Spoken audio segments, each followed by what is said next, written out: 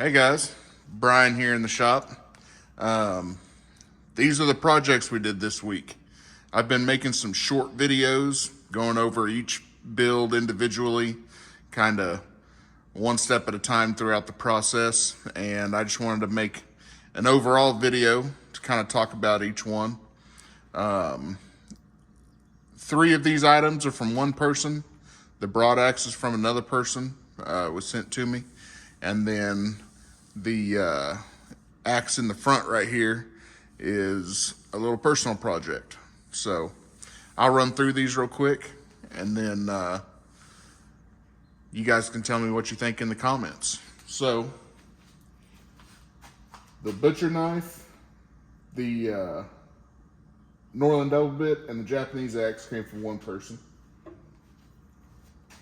These are walnut handles with brass pins.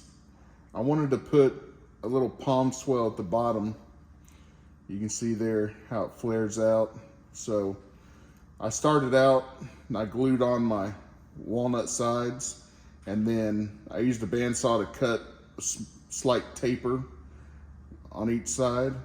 And then I took a round file and I just cut in a groove on each side. And then I followed up with a spoke shave and some rasp and shaped out the rest of it. I think it turned out really good. I put a lacquer finish on it.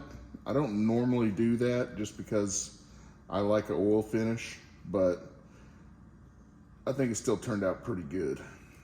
So you guys let me know what you think about this big guy. Then we had the Norlund saddle cruiser. I actually used a hammer handle to get a pattern kind of for it, and then I just placed the head on the template and I drew out the eye and everything, put a nice walnut wedge in there. Then there's this Japanese axe.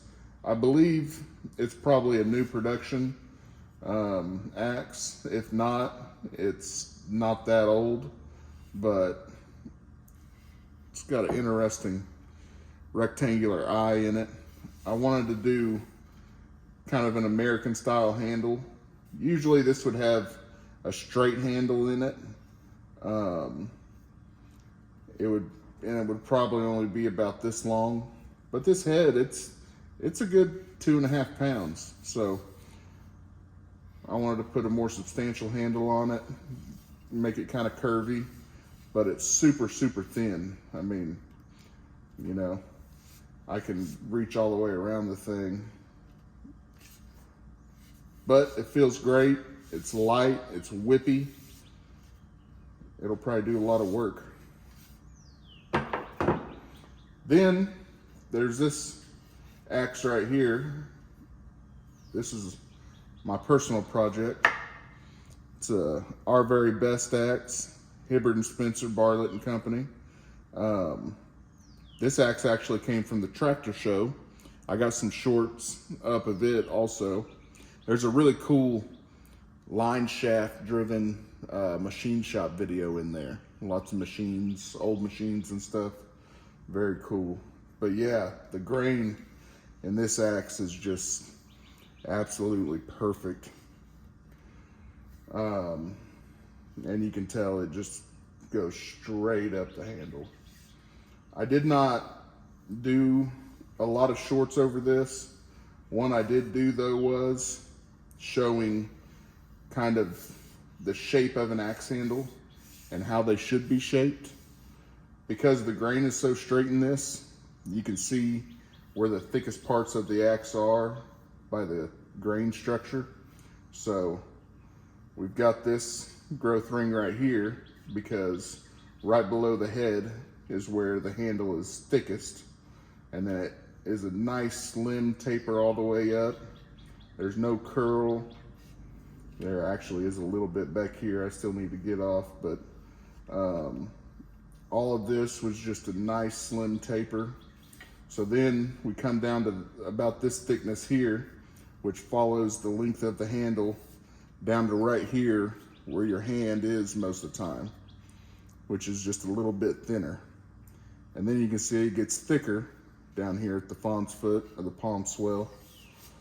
A lot of people I see on YouTube, they'll make a handle and they'll just take a flat board and they'll laminate, you know, some exotic wood down here, and then they taper the eye, they round the corners, they sand this round, and then that's their axe handle. But it's flat on both sides. I mean, they rounded it off, but it doesn't have the best proportions. And whenever you hold it, you can feel that in your hand. But I've studied a lot of old axe handles, made templates from them, just really looked at old catalogs and stuff and tried to do the best I can to recreate that, you know, the glorious handles that used to be available. Ooh. Next, last but not least, is the hewing axe. So this is about 6 pounds. It's probably, I'd say 3/8 thick throughout here.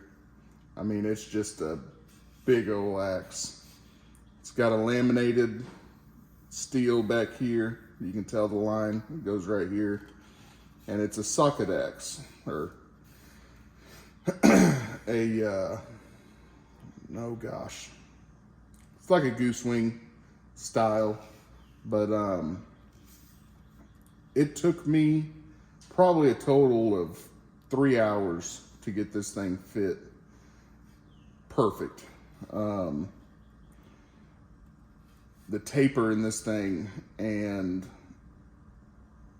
how hard it sticks in the head is just unreal. I used to think that these axes probably fell off all the time and they probably had a hard time keeping the heads on, but the reason it took me so long to fit it is because every time I fit it, I couldn't get the dang handle out. These things are so tight. It's like a Morse taper on a mill or a lathe. I mean, once you get that thing fit in there just right, I mean, it is just a bear to get it out. And again, the grain, you can see it runs all the way the length of the handle, nice and straight. You can see the taper in the handle. It turned out really well. I put a little hook down here, a little swell. I enjoy it. I think it turned out good. Also, I didn't make a video about this, but I turned a little mallet. Somebody gave me some wood they got off a pallet. It's some kind of tropical wood. It's really oily. It's heavier than like a mahogany. It has that color, but I'm not sure what it is. It's a real pretty wood, but it should work great for a mallet. If you guys want to see me turn a mallet, let me know. But yeah, that's it, guys.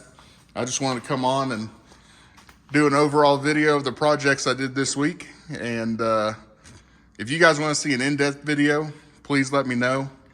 I'll try my best. I'm still getting the hang of all this, as you can tell, I'm sure. But thank you for watching. I hope you guys get to get out in your shop, do some work, and be safe out there. Thanks, guys.